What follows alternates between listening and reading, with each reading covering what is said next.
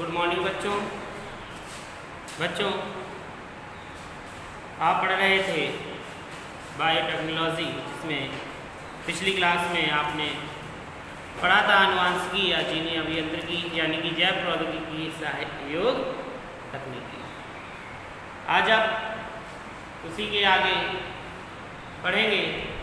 इसका नाम है, यानी कि पहला था आपका एंजाइम और दूसरा है क्लोनिंग वाहक या संवाहक। दूसरा है क्लोनिंग वाहक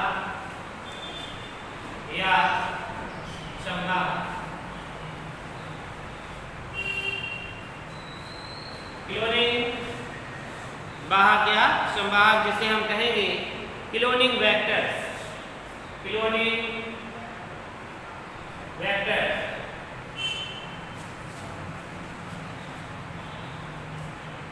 क्लोनिंग वेक्टर्स यानी कि क्लोनिंग वेक्टर्स क्या है समझेंगे कि वाहक में क्लोनिंग हेतु निम्नलिखित विशेषताएं होती हैं। वाहक में क्लोनिंग हेतु निम्नलिखित विशेषताएं होती हैं। नंबर 1, प्रतिकृतिकरण का उद्भव। नंबर 1, प्रतिकृतिकरण का उद्भव। प्रतिकृतिकरण का उद्भव यानी कि origin of replication. Origin of replication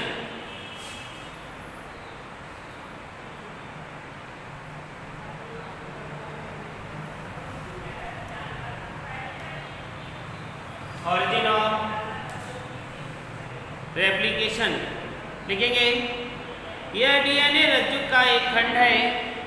यह डीएनए रज्जु का एक खंड है जो प्रतिकृति के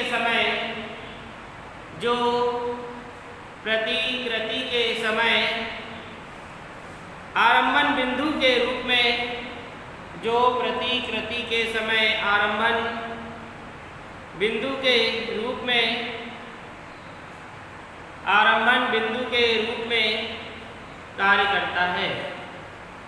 आरंभन बिंदु के रूप में कार्य करता है। डीएनए का कोई खंड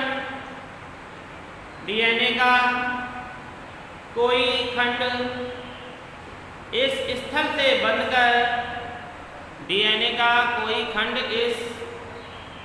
से बंधकर परपोषी कोशिकाओं में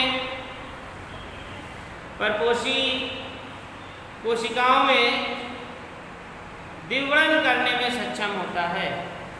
परपोषी कोशिकाओं में द्विगुणन करने में सक्षम होता है। यह अनुक्रम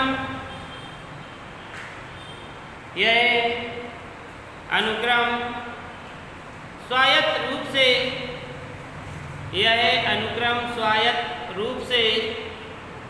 प्रतिकृतिकरण की अनुमति देता है। स्वायत्त रूप से प्रतिकृतिकरण की अनुमति देता है तथा इस प्रकार वाहक परपोषी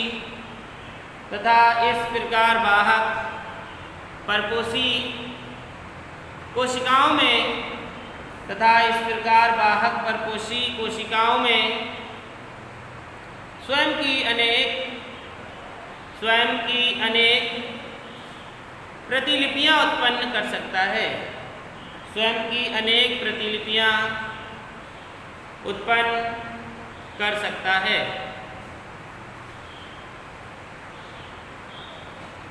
इसीलिए डीएनए की अत्यधिक संख्या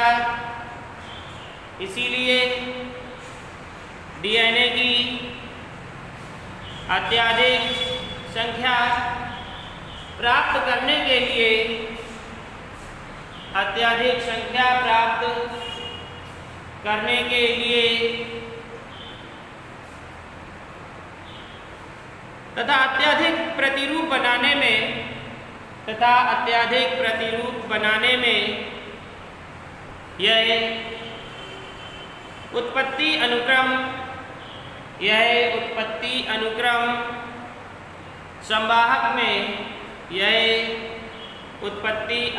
संवाहक में क्लोन किया जाता है।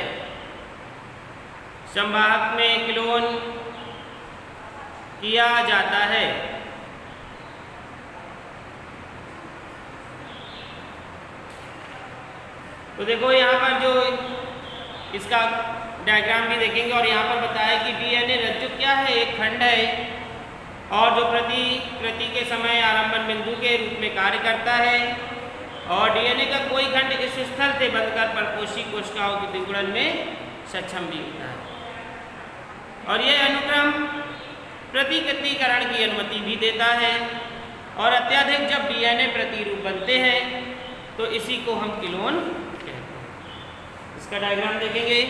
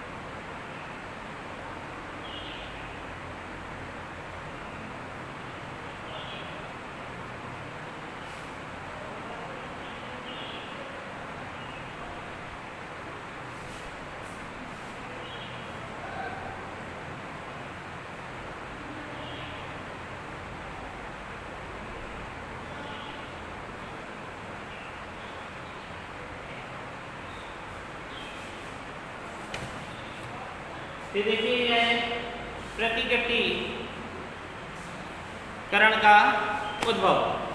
प्रतिकर्तीकरण के उद्भव में आप देखेंगे ये PBR 322 और जिस तरीके से संरचना है वो है फर्स्ट हिमखंड। अब ये यहाँ पर जो विघलन करती है तो ये विघलन स्थल है। ये यहाँ पर बारहचाई टेट्रासाइक्लिन प्रतिरोधी जीन टेट्रार। इसी प्रकार से रॉक जीन जो DNA के प्रतियुक्तिकरण का नियमन करता है यानी कि अपनी जैसी संरचना दूसरी बनाता है। PBU थर्ड उत्पत्ति अनुक्रम ORI MP साइलेंट प्रतिरोधी gene PST first PBU first eco RI। तो ये से आप लोग बना लीजिए।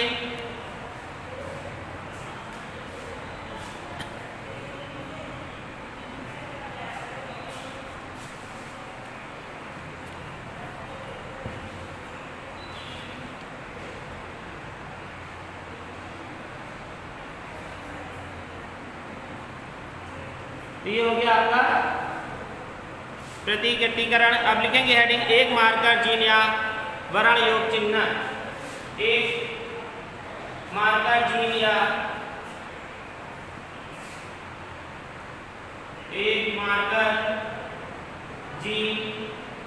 या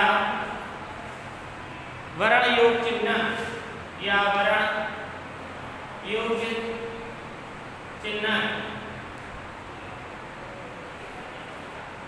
या वर्ण योग चिन्ह लिखेंगे। एक अच्छे वाहक में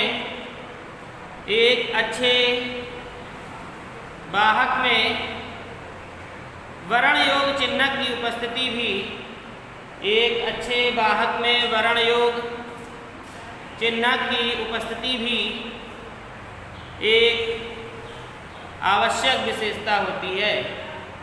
चिन्हक भी एक आवश्यक विशेषता होती है। यह रूपांतरित परपोषी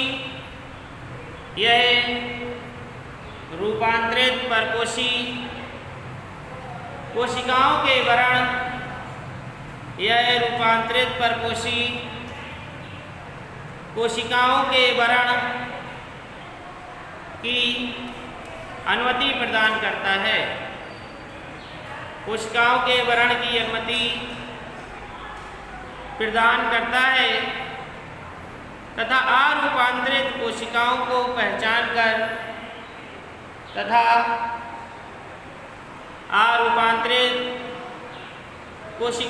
पहचान कर उनको नष्ट करने में सहायक होता है। यह रूपांतरित परपोषी कोशिकाओं की वृद्धि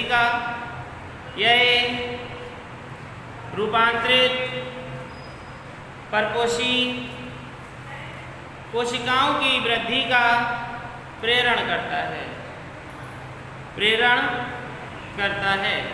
तो आप इसे समझें कि एक मार्कर जीन या वर्ण योग चिन्ह क्या होता है कि एक अच्छे वाहक में वर्ण योग चिन्ह की उपस्थिति भी एक आवश्यक विशेषता होती है।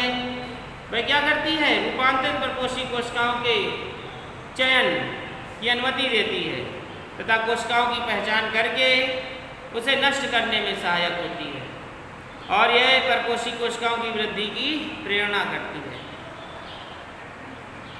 सामान्यतः प्रतिजैविक औषधियाँ, इसमें सामान्यतः प्रतिजैविक औषधियाँ भी सहायक होती हैं, जैसे टेट्रासाइक्लिन,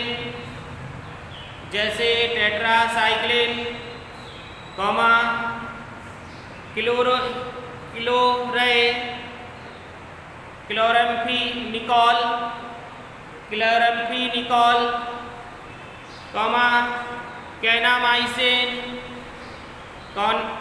कैनामाइसिन तथा एम्पिसिलिन आदि। तो ये थे एक मार्कर जीन या वर्ण योग चिन्ह। इसके आगे अगला है होगा क्लोनिंग या पहचान स्थल, किस तरीके से वो हम आपको अगली क्लास में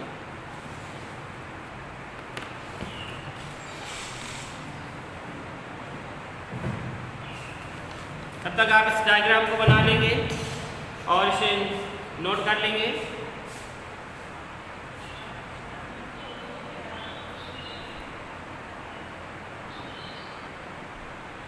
आप देख रहे हैं यहाँ पर क्लोनिंग वाहक या संवाहक बना हुआ है।